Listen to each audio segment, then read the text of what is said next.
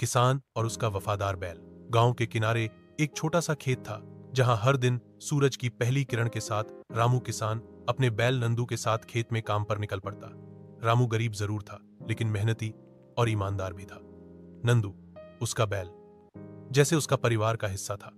दोनों साथ खाते, साथ काम करते और थक कर साथ ही पेड़ की छांव में सुस्ताते। गर्मी की दोपहर हो या सर्दी की सुबह, रामू और नंदू खेत जोतने में कभी पीछे नहीं हटते थे। रामू हल पकड़ता और नंदू पूरे जोर से हल को खींचता।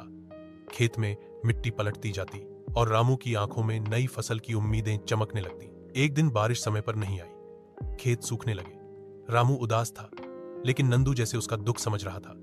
फिर भी वे दोनों हर रोज खेत पर जाते, जमीन को संभालते, उम्मीद बनाए रखते और आखिरकार एक दिन बारिश हुई, जोरदार बारिश। रामू और नंदू दोनों भीग गए, लेकिन उनके चेहरे पर खुशी थी। खेत हरे होने लगे, बीज अंकुरित हो गए। कुछ महीनों बाद फसल तैयार हुई। रामू ने नंदू के गले में फूलों की माला डाली और कहा, नंदू, ये फसल तेरी मेहनत का फल है। तू न होता तो ये मुमकिन न था।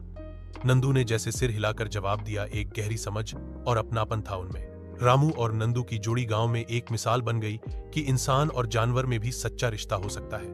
बस जरूरत है मेहनत, भरोसे और प्यार की।